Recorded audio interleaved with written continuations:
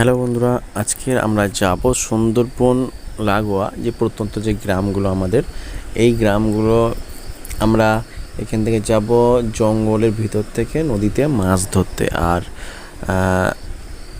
ব্লগটা খুবই একটু ভয় ভয়ের মতো থাকবে, কেননা যেহেতু সুন্দরবন লাগোয়া নদী, অর্থাৎ এই নদীর উপর দিয়ে সুন্দরবনে ঢুকতে হয়।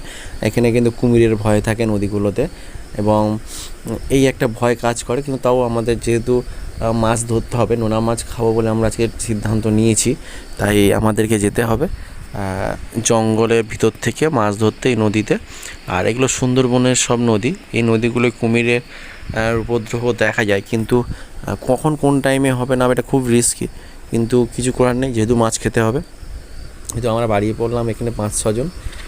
আমরা এখন যাচ্ছি এই পুকুরের পাড় দিয়ে, আর যেতে যেতে আমাদের একদম নদীর বাঁধে চলে এসেছি। আর এখানে সুনন্দা যাচ্ছিলো, সুনন্দাকে বাড়ি পাঠিয়ে দেবো আমরা, কেননা ওকে নিয়ে যাবো না নদীর ধারে, আর খুব কষ্ট হবে পাঁকে পাঁকে হাঁটতে গেলে। যাই হোক, এইবারে আমরা লাভবো নদী জঙ্গলের ভিতর থেকে যাব, গিয়ে আমরা সোজা নদীর দিকে যাব। এবার আমরা যাচ্ছি অনেকজন, দেখতেই পাচ্ছেন, আমরা 2-1 জন যাচ্ছি না, সবাই মিলে একসঙ্গে 6-7 জন 8 জন মতো যাচ্ছি আমরা। আর এতে খুব আনন্দ হয়, তবে কষ্ট হয় খুব নদীতে মাছ ধরতে, কেননা পাঁকে হেঁটে হেঁটে গিয়ে জাল ছুঁড়ে ছুঁড়ে ফেলে বা জাল টানা দিয়ে মাছ ধরতে হয়।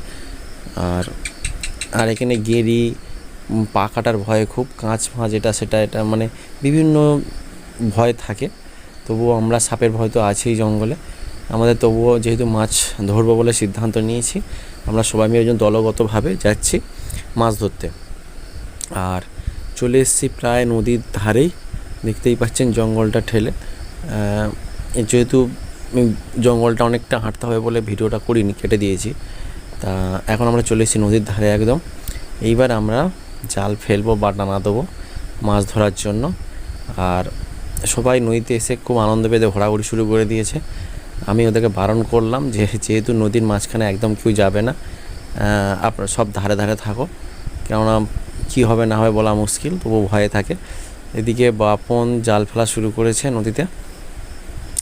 আর যেহেতু সবাই ভাটাস লাভছে, তো আরেকটু দেরি করে গেলে তবে মাছটা ভালো হয়। তবে এখন ফেলেছে, দেখা যাক কী হয়। আর এখানে মোটামুটি সবাই চেষ্টা করছে যে মাছ ধরে নিয়ে আজকে বাড়ি যাব। আর আমরা সেগুন জালটা রাখি এই কারণে, কারণ মাছ যদি বাড়িয়ে যায়, ওই জন্য সেগুন জালটার উপরে ঝেড়ে নিয়ে আমরা ব্যাগে রেখে দিই। আর খুব যে ছোটো ছোটো যে মাছগুলো পড়ে, এগুলো আমরা নিই না, এগুলো আমরা ছেড়ে দিই। এগুলো অ্যাকচুয়ালি কাটলেও কিছু থাকবে না, এগুলো ছেড়ে দিতে হবে।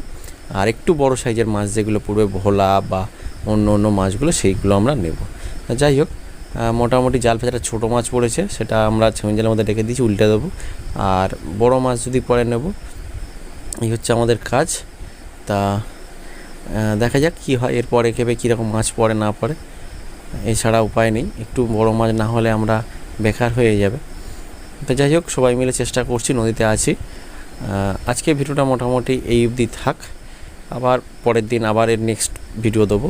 সবাই ভালো থাকবেন, সুস্থ থাকবেন, নমস্কার।